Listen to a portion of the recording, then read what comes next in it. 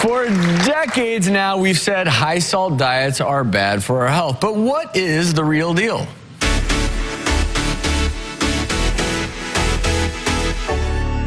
Salt.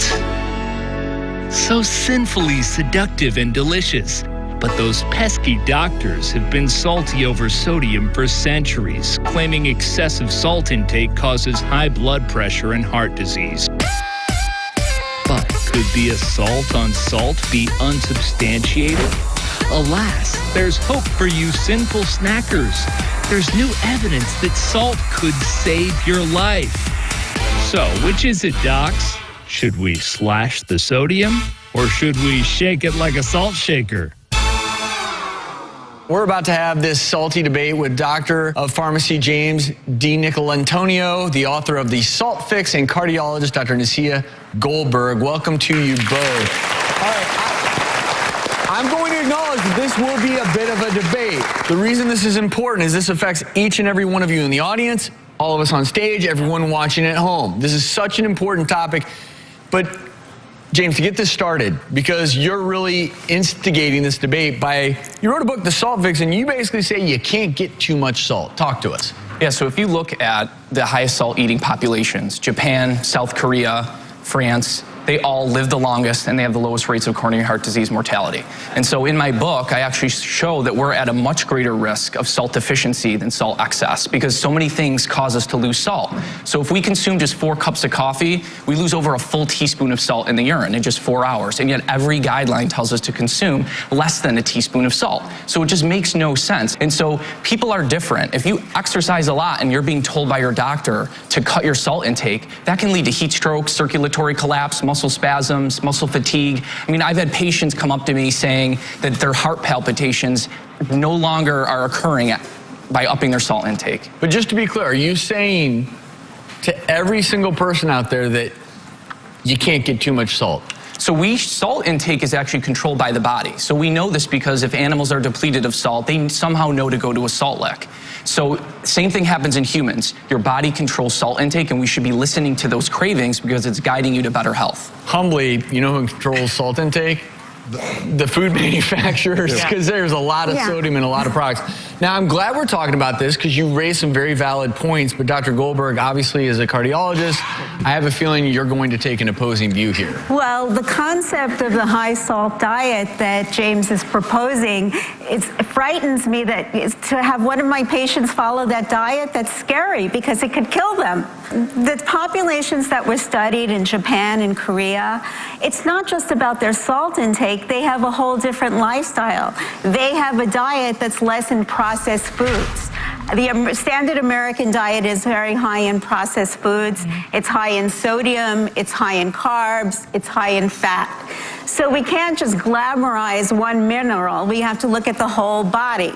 In fact, you can attribute about 57,000 deaths a year in our country to a high-salt diet. If you actually look at Japan and South Korea, they're eating real foods and salting to taste, right? They eat salty kimchi and things like that. So in a way, it's not the salt that's the issue, it's the other white crystal sugar. And sugar can actually cause people to over-retain salt. So a lot of people can cut the sugar and fix their quote-unquote salt-sensitive high blood pressure. But if you say eliminate processed foods for the most part, then you are effectively eliminating the bad sodium from your diet, right? I mean, to me, I think where I'm confused a little bit is, are you saying that it's completely fine to take the salt shaker and just put as much salt as you want on your meals? Or are you saying that it actually doesn't matter at all how much sodium you get in your diet? So the brain actually controls its intake. So if you eat a lot of salt, you're going to end up not eating a lot later on in the day. And so with sugar, though, we don't have that type of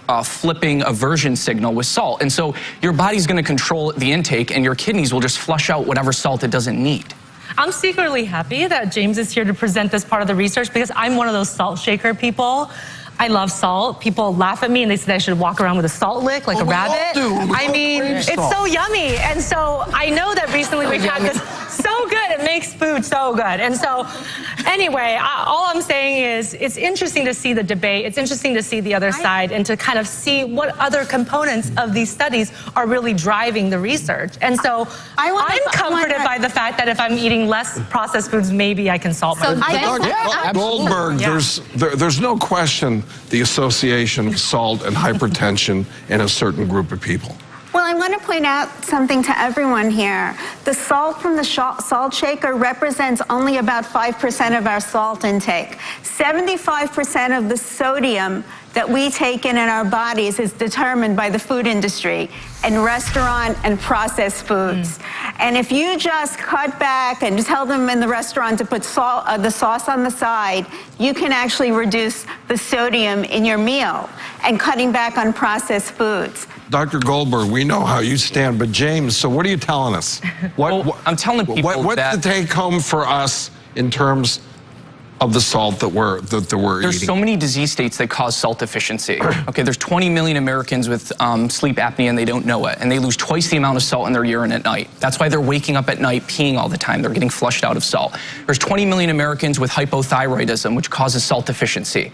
There's millions of people with inflammatory bowel disease where they don't absorb salt well. I treat patients with celiac disease, Crohn's disease, ulcerative colitis, and they're cramping and they're having all these issues and fixed when they up their salt intake. And so what I'm saying is salt is an essential mineral, and your body controls its intake, and we should be listening to those cravings. And when you don't, that can lead to serious negative health consequences. We got to be very careful here, and the reason is because I actually agree with some of what both of you are saying. I think we have been way too fearful of, okay, putting a little table salt on your dinner, for most of us, unless your cardiologist tells you not to, is fine. More than fine. And so being afraid of the salt shaker to the point where you throw it away, I've told people, you get iodine in table salt, and if someone's low on iodine, okay, it's a good source for it. But I do worry that people are going to get confused here because there's such a big difference. If only 5% of our salt is coming from table salt and 95% is coming from these processed meals, people are going to start reading these processed meals and be like, oh, James told me it's all good, even though this is 150% of my sodium for the day. I'm going to get 3 of these. No. So that's where the debate, because to me it seems like too much is bad, too little is bad. And in my book, what I say is people need to eat real food and consume real salts. And I'm not advocating eating processed food. And salt allows people to eat real food. My kids, they're not going to eat their bitter vegetables, nuts, seeds without salt on it. So use salt as the gateway to eating healthy and exercising more. Love What's that. healthier than that? And I think, Dr. Goldberg, would you agree, like eat real foods? You need to eat real foods because, in fact, in one of the diets that we propose to people to eat is the DASH diet, which is a Mediterranean-style diet. It's low in meats, sweets, processed foods, and has healthy fats. We're not telling people to eliminate particular nutrients from food groups. We want people to eat healthy amounts of nutrients from all food groups. I'm a cardiologist. I take care of people. And in fact, when you take in a high salt diet, you bring more fluid into your blood vessels. So it's like turning up a water hose full force with high pressure. You're increasing the pressure in your arteries and damaging them because then they're going to have that waxy buildup of cholesterol leading to a heart attack. Salt does not cause an over-retention of water. The kidneys will just get rid of any salt it doesn't need. What my book shows is that the reduction in blood pressure isn't even necessarily a good thing. You're just dehydrating the person. Almost every single study shows that a low-salt diet significantly increases heart rate. It increases the artery stiffening hormones, which is why almost all the studies show that if you're not getting enough of this essential mineral, you're at the highest risk of heart disease and early death. And well, almost what every I find single study shows interesting that. is when you look at all the studies, is the very low salt diets and the very high salt diets both have increased risk. But the risk is much higher at the lower end. But why? So my whole takeaway would just be, talk with your doctor. Every one of us is an individual. We have unique physiology. This debate is not going to end anytime soon. But I always say, be cautious with these things, because you don't want to just start chugging salt and then you go see Dr. Goldberg and, and your blood pressure's through the roof and you're having a heart attack. You just got to be aware. Takeaway is this is an important debate that's not going away anytime soon. I want to thank both of you so much for presenting your sides of it. More to come after the break. Coming up, the hidden hazards of vaping you need to know about. Then